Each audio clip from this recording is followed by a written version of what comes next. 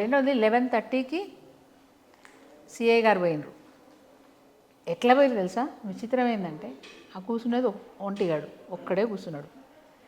ఆయనకు మద్దతుగా ఊరోళ్ళు వచ్చి ఆ గ్రామ పంచాయతీ దగ్గరే కూర్చున్నాడు. వీడియోస్ కూడా చూపిస్తాను, నా దగ్గర వీడియోస్ ఉన్నాయి. గ్రామ పంచాయతీ దగ్గరికి ఊరోళ్ళు అందరూ వచ్చి కింద కూర్చున్నారు. అంతమంది వచ్చి కూర్చున్నారు. 11:30కి సిఐ వెళ్ళడమే. 10 వెహికల్స్, పోలీస్ వాహనాలు 10 వాహనాలు, 3 డీసీఎంలు.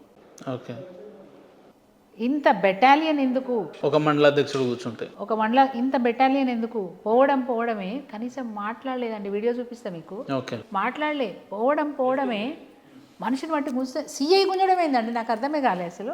ఆ పని కానిస్టేబుల్స్ చేయాలి కదా. కనీసం మాట్లాడాలి. ఎందుకు కూర్చున్నావు, దేనికి కూర్చున్నావు, నీ డిమాండ్ ఏంది, ఇంటిమేషన్ ఎందుకు ఇవ్వలేదు, నువ్వు పర్మిషన్ ఎందుకు తీసుకోలేదు, ఇది కదా ఫస్ట్ పోలీసు వాళ్ళు చేయాల్సిన పని. ఏం లేదు, పోవడమే. మనిషిని బట్టి గుంజుతూనే ఉన్నారు. అంటే ఏం జరిగింది? ఎవరికైనా ఏమనిపిస్తుంది ఆ వీడియో చూస్తే? సంబడి ఇన్సిస్టెడ్ అంటే ఎమ్మెల్యే గారు నా గురించి చర్చ అయితే నడుస్తుందో ఆ చర్చని డైవర్ట్ చేయడానికి వెంకటయ్య దొరికిండు. కరెక్ట్ టైంలో దొరికిండు. సో అట్లా ఆయన వెతకరావడం, ఊరు వాళ్ళు అడ్డం పడ్డోళ్ళను ఆడవాళ్ళనేమో రోపులేసి పక్కకు నెట్టేసి, మీకు అప్పటికప్పుడు ఒక 20 మంది మహిళా పోలీసులను ఎట్లా తీసుకొచ్చినారు మీరు? ఎంత ప్రిపేర్ అయ్యి వచ్చినారు వాళ్ళు? ఇప్పుడు నీకు గంటలో సమాచారం వచ్చింది అనుకుందాం, 10 గంటలకు కూర్చుంటే 11 గంటలకు సమాచారం వచ్చింది అనుకుందాం. 11 గంటలకు సమాచారం వస్తే 6 సిఐలు ఎట్లా వచ్చినారు, 10 మంది ఎస్ఐలు ఎట్లా వచ్చినారు, 4 సిఐలు వచ్చినారు, 10 మంది ఎస్ఐలు వచ్చినారు, కానిస్టేబుల్స్, బెటాలియన్, మహిళా పోలీసులు, వెహికల్స్, మహిళా కానిస్టేబుల్స్, 20 మంది మహిళా కానిస్టేబుల్స్ ఎట్లా చేరుకున్నారు ఆడికి?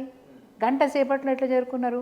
10 వాహనాలు, 3 డీసీఎంలు, ఇంత మార్బల్లం, ఇంత పోలీస్ వ్యవస్థ ఆడికి వచ్చింది అంటే ఎంత ప్లాన్ చేసుకుంటే అంతమందిని సమీకరించుకుంటుంది పోలీస్ శాఖ. ఏం చెప్పదలుచుకున్నారు మీరు? డైవర్ట్ చేయడానికి గంధమల్ల రవి యొక్క ఆత్మహత్య విషయంలో విచారణ జరుగుతుందనే మేము అనుకుంటున్నాం. విచారణ జరుగుతుండగా దీని గురించి ఎవరు మాట్లాడుకోకుండా ఉండడానికి, చర్చించకుండా ఉండడానికి కర్రె వెంకటయ్య గారిని అరెస్ట్ చేసి, వారితో పాటు ఇంకొక 30 మందిని అరెస్ట్ చేసి దాన్ని మీడియాలో పెట్టి ప్రజల దృష్టిని మళ్లించే ప్రయత్నం చేసినారు. అంటే నీకు ఎందుకు అంత భయం ఉంది? గంధమల్ల రవి ఆత్మహత్య చేసుకున్న విషయంలో, అది ప్రజలు చర్చించుకుంటున్న విషయంలో ప్రజల దృష్టి మళ్లించడానికి మాత్రమే నువ్వు కర్రె వెంకటయ్య యొక్క దీక్షను విరమింపజేయడానికి ప్రయత్నం చేసినావు. అంతకుమించిన వేరే కారణమేం లేదు. అది జరిగిన తెల్లారి నేను పోయిన కమిషనర్ గారి దగ్గర. అంటే ఇక్కడ కర్రె వెంకటయ్యను అరెస్ట్ చేయించడం వల్ల టాపిక్ డైవర్ట్ అవుతుంది, ప్రజల దృష్టిని మళ్లించాలనే ఉద్దేశంతో. స్థానిక ఎమ్మెల్యే గారు ఏమంటారు, నేను రాజకీయంగా ఒక బీసీ బిడ్డని, నా ఎదుగుదలను ఆపే ప్రయత్నం చేస్తున్నారు. బీసీ కార్డు వాడడం ఆయనకు అలవాటు అయిపోయింది. బీసీ బిడ్డవేను. విపక్ష నాయకులు హరీష్ రావు, కేటీఆర్ ఏం మాట్లాడినా నేనే స్టేట్మెంట్ ఇస్తా, వాళ్ళ కౌంటర్ నేనే ఇస్తా, కాబట్టి వాళ్ళు నా మీద కక్షపూరితంగా స్థానిక బీఆర్ఎస్ నాయకులతోని ఈ రకంగా ప్రచారం చేపిస్తున్నాడు అని అన్నారు. ఇప్పుడు నేను బీసీ బిడ్డను కాబట్టి ఎమ్మెల్యే అయినా అని చెప్పుకో, నేను బీసీ బిడ్డ అయినా అని నన్ను టార్గెట్ చేస్తారని చెప్పుకో, బాగానే ఉంది. ఉమ్మడి నల్గొండ జిల్లాలో 12 మంది ఎమ్మెల్యేలలో ఒకరు టీఆర్ఎస్, బీఆర్ఎస్, 11 మంది కాంగ్రెస్, 10 మంది మాట్లాడని మాట మీరొక్కరే ఎందుకు మాట్లాడుతున్నారు?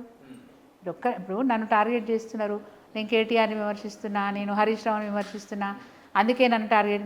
మేమేమనుకుంటున్నాం, బీఆర్ఎస్ పార్టీ ఏమనుకుంటుందంటే, ఈయన కేటీఆర్ని విమర్శిస్తే, కేసీఆర్ని విమర్శిస్తే, హరీష్ రావుని విమర్శిస్తే రేవంత్ రెడ్డి మెచ్చుకొని ఈయనకు మంత్రి పదవి ఇస్తాడు అని చెప్పి నువ్వు ఉరుకుతున్నాడు అనుకుంటారు. నువ్వెట్లా ఆలోచిస్తున్నావో, నన్ను టార్గెట్ చేస్తున్నారు, ఎందుకు టార్గెట్ చేస్తున్నారు నన్ను అని అంటే, నేను బీసీ బిడ్డను కాబట్టి టార్గెట్ చేస్తున్నాను నువ్వు ఒక మాట చెప్పుకుంటున్నావు.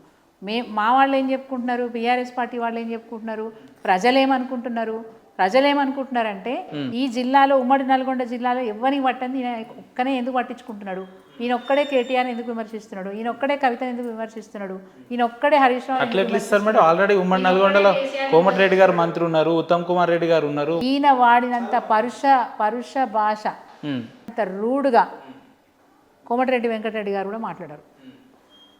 అంటే మిగతా ఎమ్మెల్యేలకు లేని పట్టి ఈయనకి ఎందుకు వచ్చిందని ప్రజలు అనుకుంటున్నారబ్బా. అనేక మార్లు అన్నాడు, నేను ఒక కుర్మ సామాజిక వర్గానికి సంబంధించిన వాళ్ళకి ఇప్పటివరకు ఎవరికి మంత్రి పదవి ఇవ్వలేదు, క్యాబినెట్లోకి తీసుకోలేదు, నేను ఒక కుర్మ సామాజిక వర్గం కాబట్టి నాకు వచ్చే అవకాశాలు ఉన్నాయని తనే చెప్పుకున్నారు. అట్లనే అట్రాక్ట్ చేయడం కోసము నువ్వు కేటీఆర్ గారి స్థాయిలో హరీష్ రావు గారి స్థాయిలో మాట్లాడుతున్నావు. ఇప్పుడు నీకు సబ్జెక్ట్ తెలియనప్పుడు కేటీఆర్ గురించి మాట్లాడడం సరైంది కాదు, హరీష్ రావు గురించి మాట్లాడడం సరైంది కాదు. రెండోది, నువ్వు నికార్స్ అయిన లీడరు. అంటే బీర్లైలా గారు విమర్శిస్తే బీఆర్ఎస్ పార్టీకి వచ్చే ఇబ్బంది అని అంటున్నారు. ఎమ్మెల్యే అవకాశం వచ్చింది, ప్రభుత్వం కూడా మెచ్చి మీకు ప్రభుత్వ విప్ అనే పదవి కూడా ఇచ్చినారు. అంటే మీ స్టేటస్ పెరిగింది. నేను ఒక ఆరోపణ చేసిన మీ మీద, ఏం చేయాలి మీరు? నిరూపించుకో. ఇది ఆరోపణ మాత్రమే, నిజం కాదని చెప్పాలా. ఇప్పుడు ఈ రేస్ కేసు అయింది, కేటీఆర్ గారు నోటీసులు ఇచ్చారు, కేసీఆర్ గారు అటెండ్ అవుతున్నారు, తప్పు చేయలేదని చెప్పేసి ఆయన అటెండ్ అవుతున్నారు. దానికంటే ముందే ప్రెస్లో అనేక సార్లు నిజ నిర్ధారణ గురించి చెప్పుకుంటూ వస్తూ ఉన్నారు. మీరు ఎందుకు ప్రెస్ ముందుకు వచ్చి చెప్తలేరు? నేను ఒక ఆరోపణ చేసిన, భూ కబ్జాల ఐలయ్య అని చెప్పిన, భూ కబ్జాల ఐలయ్య అని చెప్పిన. ఎక్కడ కబ్జా చేసినావో స్పష్టంగా కాగితాలు కూడా చూపించిన, డాక్యుమెంట్స్ చూపించిన కదా. మరి ఆ డాక్యుమెంట్స్ పట్టుకొని నాది కాదు అని కలెక్టర్ గారి ద్వారా ఎంక్వైరీ చేయించుకొని నాది కాదని నేను మంచోన్నని బయట పెట్టించుకోకపోయినా ఏం మాట్లాడినావు? తెల్లారి ప్రెస్ మీట్ పెట్టి ఏం మాట్లాడినావు? సునీతకు పిచ్చిలేసింది, ఆమె పదవి పోయిందని పిచ్చిలేసింది, అందుకే పిచ్చి పిచ్చి మాటలు మాట్లాడుతున్నాను. అదా నీ కౌంటర్? నేను నీకు ఆరోపణ చేసినప్పుడు నువ్వు ప్రూవ్ చేసుకోవడానికి ప్రయత్నం చేయాలి, నా తప్పులేదని ప్రూవ్ చేసుకోనికి ప్రయత్నం చేయాలి. ఇది పక్కన పెట్టినావు. రెండోది, నేను ఇంకోటి సాక్ష్యాలతో చూపించిన, నీ పిఏ పేరు మీద పట్టా ఉంది, నీ డ్రైవర్ పేరు మీద పట్టా ఉంది, మళ్ళీ వాళ్ళ పట్టా అయినాక వారం రోజులలోనే మళ్ళీ నీ బంధువుల పేరు మీద పట్టా అయిందని చెప్పి నేను సాక్ష్యాలతో సహా చూపించిన. దాని మీద కూడా మాట్లాడాలి కదా. మళ్ళీ ఆ భూమి ఎక్కడిది? గిరిజనులకు అసైన్డ్ చేసిన భూమి, సీలింగ్ భూమి. గవర్నమెంట్లో ఉన్న ప్రతినిధిగా నీ బాధ్యత, గవర్నమెంట్ ప్రాపర్టీని కాపాడే బాధ్యత నీది. అంటే ఇవి కేవలం మీరు ఏదో సామాజిక మాధ్యమాల్లో మాట్లాడాలనేనా, లేదంటే నిజంగా మీరు చెప్తున్నట్టు స్థానిక ఎమ్మెల్యే భూ కబ్జాలు చేయడం, సాక్ష్యాలు లేకుండా మీడియా ముందుకు వచ్చే ధైర్యం ఎవరైనా చేస్తారా? ఏదో అవాకులు చెవాకులు మాట్లాడేటోళ్ళు మాట్లాడతారు.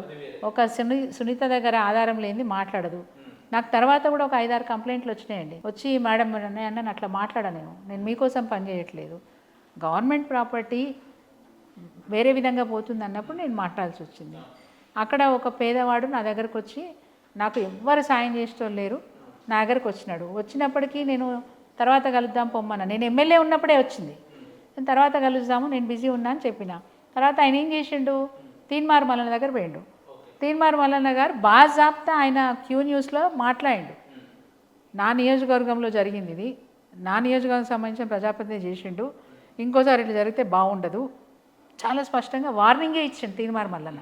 పైగా తీన్మార్ మల్లన్న దీని గురించి ఎంక్వైరీ చేసి న్యాయం చేయండి అని చెప్పి రిజిస్ట్రార్ ఆఫీసు ఐజీ గారికి ఆయన లెటర్ రాసిండు. ఆ లెటర్ కాపీతో మళ్ళీ ఆ వ్యక్తి నా దగ్గరకు వచ్చినప్పుడే నేను ఆ లెటర్ ఆధారంగా చేసుకొని ఆయన ఇష్యూ అంతా నేను స్టడీ చేసి, ఆ స్టడీలో న్యాయంగా ఆయనకు అన్యాయం జరిగింది, వాస్తవంగా అన్యాయం జరిగిందని గుర్తించిన కాబట్టి ఇట్లా జరిగిందని చెప్పి నేను బయటపెట్టాను. సార్ మీ కోణమేమో ఇట్లుంది, అవతల వ్యక్తులు చెప్పే మాటలు ఏంటంటే ఓటమిని జీర్ణించుకోక ఆమె రాజకీయంగా నిరుద్యోగులు అయిపోయారు కాబట్టి విమర్శిస్తున్నారు. పిచ్చిలేసింది అన్నావు, ఓడిపోయి నేను ఇట్లా మాట్లాడుతున్నా అని చెప్తున్నావు, బాగానే ఉంది. నువ్వు దాన్ని నిజమా కాదా నిరూపించుకో. నేను నిందనే వేసినా అనుకుంటున్నా, సరే ప్రజలు నేను నింద వేసినా నువ్వు నమ్మించుకో, కానీ అది అబద్ధం అని చెప్పు. సునీత మాట్లాడింది అబద్ధం అని చెప్పి ఎట్లా చెప్తావు? నేను నీకు ఆధారాలు చూపించిన, డాక్యుమెంట్స్ చూపించిన. ఇంకొక పెద్ద ఆధారం ఏంటంటే సబ్ రిజిస్ట్రార్ని సస్పెండ్ చేశారు. ఓకే, ఎందుకు సస్పెండ్ చేశారు? మీరు మాట్లాడిన తర్వాత. అవును, ఎట్లా సస్పెండ్ చేశారు? తప్పు జరిగితేనే కదా సస్పెండ్ చేసేది. ఎట్లాంటి తప్పు జరగకుండా ఒక అధికారిని సస్పెండ్ చేస్తారా అండి? ఇవన్నీ ఆధారాలు ఉన్నాయి కదా. ఇది సునీత గారు చెప్పింది అబద్ధం అని చెప్పి నిరూపించుకోవాలి, నువ్వు నిరూపించుకోవాలి. కనీసం కలెక్టర్ చర్య తీసుకోవాలి. మా కలెక్టర్ కూడా ఏం అర్థంగా కాదు మాకు. మా కలెక్టర్ కూడా ఒక్కరోజు ఫోన్ ఎత్తాడు, నేను ఫోన్ చేస్తే ఫోనే ఎత్తాడు. మీరు ఫోన్ చేస్తే నేను ఫోన్ చేస్తే కూడా ఫోన్ ఎత్తాడు మా కలెక్టర్. వాళ్ళ సీసీకి 2 సార్లు ఫోన్ చేసి చెప్పిన, నేను కలెక్టర్ గారితో మాట్లాడాలండి, కొన్ని విషయాలు ఉన్నాయి, వారి దృష్టికి తీసుకురావాలని చెప్పిన. నా ఉద్దేశంగా డంపింగ్ యార్డు వాడుకోండి అని చెప్పడం. ఫోన్ ఎత్తారు, సీసీ గారికి ఫోన్ చేసి నేను మాట్లాడాలంటే సార్ బిజీ ఉన్నారు, సార్ ఫ్రీ అయినప్పుడు చెప్పండి, నా మెసేజ్ ఇవ్వండి, నేను ఫోన్ చేసినా అని చెప్పండి, నాకు టైం ఇస్తే నేను వచ్చి కలుస్తా, లేదు ఫోన్లో మాట్లాడాలంటే ఫోన్లో మాట్లాడండి. ఎట్లా చెప్తారు మరి మేడం ఈ అధికారుల తీరు కానీ వ్యవహారం కానీ రాజకీయ నాయకుల వ్యవహారాలు ఇదంతా చూస్తుంటే మీకేమనిపిస్తుంది? అధికారులు కూడా చాలా భయంతో పనిచేస్తున్నారు, చాలా భయంతో. మేము ప్రతిపక్షం వాళ్ళతో మాట్లాడితే మమ్మల్ని ఎక్కడ మా మీద కక్ష పెట్టుకుంటారో, మమ్మల్ని ఎక్కడ ఇబ్బందులు వాళ్ళకు పెడతారో కూడా భయం ఉంది. ఒక భయం ఉంది. మీకు అంతెందుకు, మా నియోజకవర్గంలో కంప్లీట్ ఎస్ఐలందరినీ మార్చేసిండ్రు, సిఐలని మార్చిండ్రు. ఒక సిఐ మాతో మంచుకుంటున్నాడని తెలిస్తే అనుమానం మీద మొన్న మధ్యన కేవలం అనుమానం వచ్చినందుకే కేవలం అనుమానం వచ్చినందుకే మార్చేసిండ్రు. అంటే అంత అభద్రతగా ఎమ్మెల్యే గారు కానీ కాంగ్రెస్ పార్టీ నాయకులు కానీ అంత అభద్రతా భావంలో ఉన్నారు. ఏం చెప్తారు మేడం? మీరు ఓడిపోవడంతో ఇక సునీత గారి పని అయిపోయింది, రాజకీయంగా తనకు భవిష్యత్తు లేదు, చెల్లని రూపాయి అని అనుకునే కొంతమంది వ్యక్తులకు మీ సమానం ఏంటంటే ఏం చెప్తారు? ప్రజల పట్ల బాధ్యత ఉన్న వాళ్ళు ఆగిపోరు, ప్రయాణం చేస్తూనే ఉంటారు. ఇప్పటికీ నేను కాన్స్టిట్యున్సీలో ప్రయాణం చేస్తూనే ఉన్నా. వెళ్తున్నారా మేడం? అదే ఓడిపోయిన తర్వాత నియోజకవర్గానికి దూరంగా ఉన్నారని. మా అమ్మాయి పెళ్లి ఖాయమైంది, ఓకే. ప్రస్తుతానికి నేను ఇక్కడ ఉన్న యూఎస్ నుంచి వచ్చింది అమ్మాయి. తను వచ్చి కూడా 1 year అయిపోయింది. తన కోసం హైదరాబాద్లో ఉంటున్నా. మా సారు అక్కడే ఉంటారు. వారానికి ఒక్కనాడు హైదరాబాద్కి వస్తారు ఆయన. ఓకే. 10 రోజులకు ఒక్కనాడు వస్తారు హైదరాబాద్. ఓడిపోయినా కూడా నిరంతరం ప్రజలతోటే ఉంటారు మీరు? నేను అప్ అండ్ డౌన్ చేస్తా, రోజు కాన్స్టిట్యున్సీ పోతా. నేను నెలలో 4 రోజులు 5 రోజులు పోను కాన్స్టిట్యున్సీకి. నెలలో దాదాపు 25 రోజులు 26 రోజులు కాన్స్టిట్యున్సీలో ఉంటా. అది ప్రజల సమస్య కావచ్చు, వ్యక్తిగత విషయాలు కావచ్చు, లేకపోతే అంటే ప్రజలకు ఎక్కడైనా ఆరోగ్యం బాగాలేకపోవడము, వాళ్ళకి ఏదైనా ఇబ్బందులు ఉండడము, పెళ్ళిళ్ళు అవ్వడము, ఎవరైనా కాలం చేయడము, ఇట్లాంటివన్నీ రెగ్యులర్గా నేను కాన్స్టిట్యున్సీలో కనబడతాను. Daily routine programs. మీరు ఎమ్మెల్యే ఉన్నప్పుడైనా ఇప్పుడైనా ఏం చేంజెస్ ఏం లేవా? డైలీ పోతా. ఏం చేంజెస్ ఏం లేవు.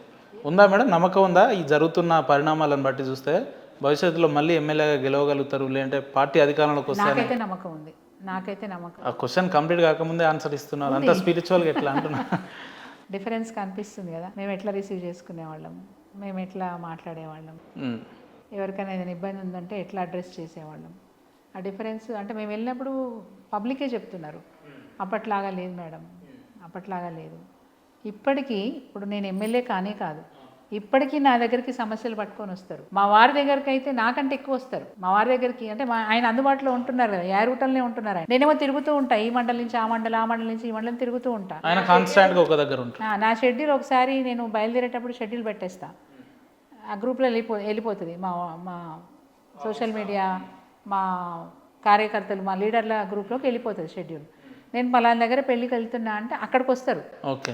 అక్కడికి వచ్చి కలిసి మాకు ఈ సమస్య ఉంది, మా ఇన్విటేషన్ ఉంది, ఏదైనా ఉంటే అక్కడ చెప్పుకుంటారు. మహేందర్ రెడ్డి గారు రెగ్యులర్గా అక్కడే ఉంటారు కాబట్టి ఆయన దగ్గరికి ఎక్కువ వెళ్తుంటారు, అందుబాటులో. సమస్యల కోసం మా దగ్గరికి వస్తున్నారా అంటున్నారు. ఆలేరు నియోజకవర్గాన్ని ఎమ్మెల్యే ఐలయ్య గారా సునీత గారా అంటే ఏం చెప్తారు? ఎమ్మెల్యే ఎవరని కాదు, ఎవరు పని చేసి పెడితే వాళ్ళ దగ్గరికి పోతారు. అవుతున్నాయా మీతో పనులు? అవుతున్నాయి ఇప్పుడు. అవుతున్నాయి కాబట్టి వస్తారు, కాకపోతే ఎందుకు వస్తారు? ప్రతిపక్ష నాయకులతోనే ఈ రకంగా పనులు అయితే అధికార పార్టీ నాయకులు ఎట్లా చేయాలి మరి? అది వాళ్ళు పని చేస్తున్నారా లేదా నేను చెప్పానండి, ఎందుకంటే వ్యక్తిగత అవసరాల మీద చాలామంది వస్తారు సమస్య.